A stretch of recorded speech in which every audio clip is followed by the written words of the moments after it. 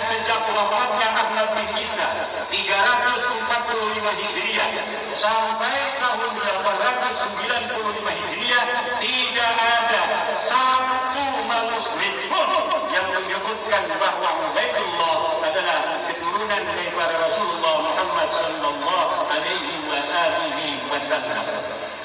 Maka secara ilmiah nasab-nasab mereka ini adalah nasab yang munqati', nasab yang terputus. Bisa dikatakan nasabun maudhu'un, bisa disebut nasabun dha'ifun jiddan, bisa juga disebut nasabun batilun ghairu sahih. Bismillahirrahmanirrahim. Allahumma sholli ala sayyidina Muhammadin wa ala alihi wa sahbihi ajma'in, amma ba'du. Jalana wa iyyakum min ahlil khairi was sa'ada fid din wa dunya wal akhirah, amin Allahumma amin. Ini mungkin tidak banyak diketahui. Jadi orang-orang yang mengikuti perdebatan ini sudah terbawa terlalu jauh, lalu merasa sebagai hakim untuk memastikan nasab Ba'alawi. Bermodal tidak ada kitab ulama nasab di zamannya yang menulis, lalu dikatakan awalnya belum terbukti secara ilmiah oleh Ki Haji Imaduddin. Lalu di ceramah berikutnya itu sudah bukan tidak terbukti secara ilmiah lagi, tetapi secara ilmiah dinyatakan nasabnya batil, ghairu sahih, maudhu, palsu, bahkan maksimal do'if jiddan, sangat lemah. Jadi kalau ada Ba'alawi yang mengatakan saya adalah keturunan Rasulullah, berarti mereka adalah pendusta. Kalau dia mengatakan saya Habib, di mana Habib maksudnya adalah dzurriyyah Rasul, berarti dia berdusta atas nama Nabi. Ini kalau ikut ucapannya Kiai Haji Imaduddin. Tetapi kenyataannya banyak yang tidak paham bahwasanya cara berpikirnya begini. Misal kita anggap atau okelah sudah valid, tidak ada kitab ulama nasab di abad ketiga, abad keempat, abad kelima, atau abad keenam, abad ketujuh dan seterusnya, menyebut Ubaidillah sebagai putra Ahmad al-Muhajir. Itu fakta. Lalu dari fakta itu Kiai Haji Imaduddin menyimpulkan nasab ini batil. Ingat, itu kesimpulan Kiai Haji Imaduddin. Faktanya adalah tidak tertulis, lalu oleh Kiai Haji Imaduddin disimpulkan terputus, batil, maudhu, palsu. Nah, itu fakta. Jadi fakta yang pertama tidak tertulis. Fakta yang kedua, Kiai Haji Imaduddin beristimbat atau menyimpulkan bahwa itu adalah nasab palsu, nasab batil. Nah, ini kita harus akui, ini harus kita pahami. Sementara ulama nasab lainnya, misalnya Ibnu Hajar al-Haythami, misalnya Az-Zabidi, juga As-Sakhawi al-Mu'arrikh, dari fakta tidak adanya kitab yang menulis nasab tersebut, dari kenyataan tidak adanya ulama nasab abad ketiga, keempat, kelima menulis nama Ubaidillah, mereka tidak menyimpulkan nasabnya palsu, tidak menyimpulkan nasabnya terputus, tidak menyimpulkan nasabnya batil. Bahkan ada ulama yang mengatakan bahwa nasabnya itu sahih. Saya bacakan ini. Bismillahirrahmanirrahim. Inna sadatana Ali Ba'alawi. Sesungguhnya sadah Ba'alawi. Qad ajma'atil ummatu al-Muhammadiyatu. Telah sepakat umat Nabi Muhammad SAW fi sairil aqsari wal aqtari, di sepanjang masa dan di semua tempat, ya.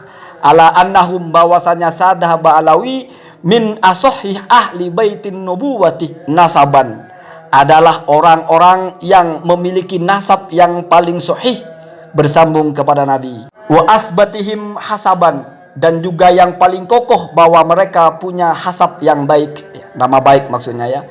Wa aktsarihim ilman wa amalan, dan juga mereka adalah orang-orang yang paling banyak ilmunya dan paling banyak amalnya. Misalnya ini bukan ijma' hakiki, tetapi setidaknya ada ulama selevel Yusuf An-Nabhan, ya kamu carilah siapa Yusuf An-Nabhan itu. Lalu kamu bandingkanlah kapasitasnya dengan Kiai Haji Imaduddin. Kira-kira lebih keren yang mana? Begitu ya. Jadi ingat kata kuncinya. Bukan hanya Kiai Haji Imaduddin yang tahu bahwasanya tidak ada kitab ulama nasab sebelumnya. Tetapi hanya berbeda dalam menafsirkan atau menginterpretasikan itu. Jadi kamu biar faham. Jangan kamu anggap bahwasanya kalau sudah tidak tertulis, otomatis nasabnya batil dan itu disepakati oleh semua ulama. Jangan begitu. Konyol kamu itu.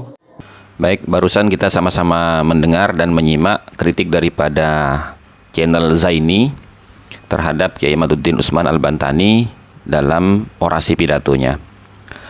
Cuman begini, Kang Zaini itu saya rasa ya toh, beliau sudah offside gitu loh.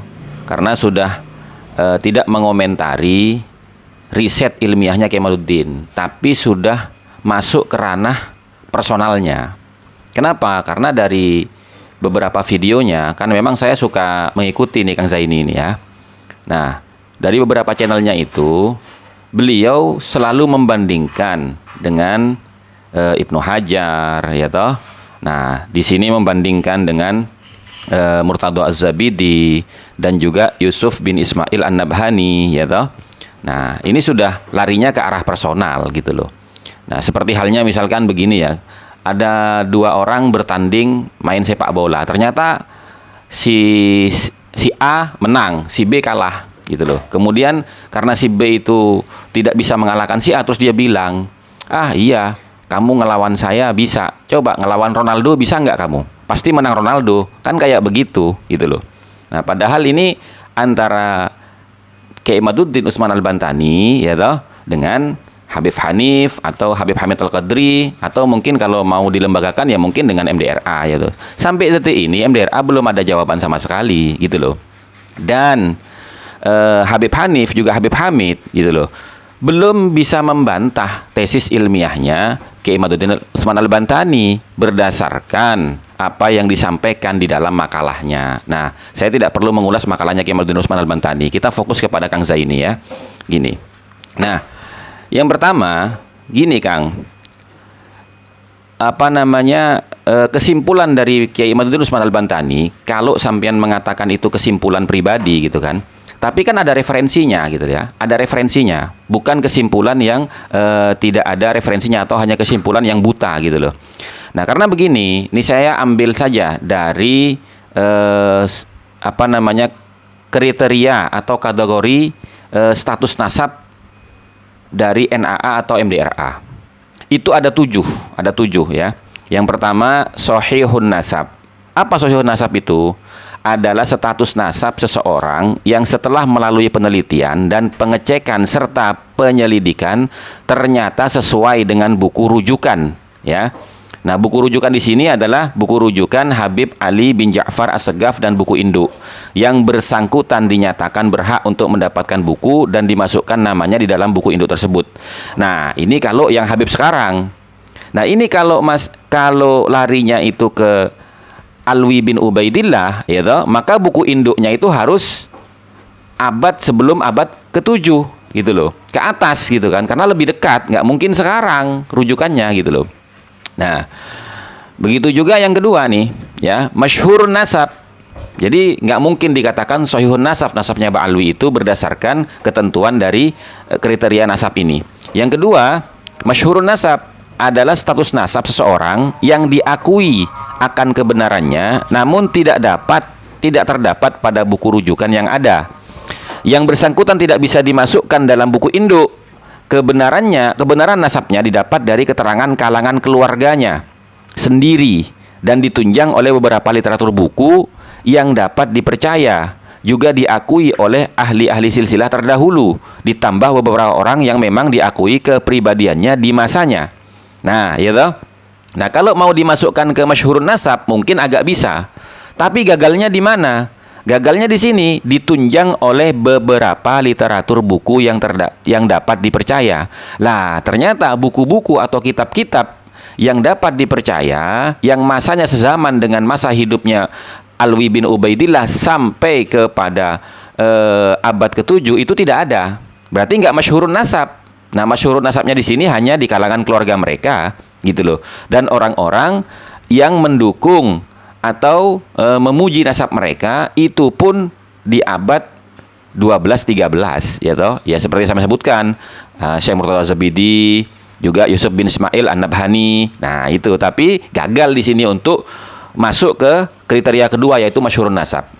Yang ketiga, majhulun nasab adalah status nasab seseorang setelah diadakan masa penyelidikan atau pengecekan dan penelitian ternyata tidak didapatkan jalur nasabnya. Ada beberapa kemungkinan penyebab terjadinya status ini diantaranya karena ketidaktahuan, kebodohan, keminiman pengetahuan masalah nasabnya, ataupun niat-niat untuk memalsukan nasab. Ya, nah kalau kriteria yang ketiga ini juga bisa jadi bisa tidak gitu loh ya, tapi mendekati gitu loh ya, tapi mendekati. Nah kemudian yang keempat ya, maskukun nasab adalah status nasab seseorang yang diragukan kebenarannya karena di dalam susunannya terjadi kesalahan atau terlompat beberapa nama. Hal ini dikarenakan terjadinya kelengahan sehingga tidak tercatatnya beberapa nama pada generasi tertentu. Ya. Kemudian yang kelima, mardudun nasab adalah status nasab seseorang yang dengan sengaja melakukan pemalsuan nasab, yakni mencantum beberapa nama yang tidak memiliki hubungan dengan susunan galur nasab yang ada, ataupun menisbahkan nama dengan kabilah tertentu bersandarkan dengan cerita riwayah dari seseorang yang tidak memiliki ilmu nasab atau individu yang mencari keuntungan ekonomi secara pribadi. Ada beberapa kemungkinan yang menyebabkan yang bersangkutan bertindak memalsukan nasab ini. Sebagai contoh adalah karena yang bersangkutan hendak melamar syarifah atau masalah warisan. Nah ini ya, mardudun nasab. Kemudian tahtal bahas. Nah, tahtal bahas ini adalah status nasab seseorang yang mana di dalamnya terjadi kesimpang siuran dalam susunan nama.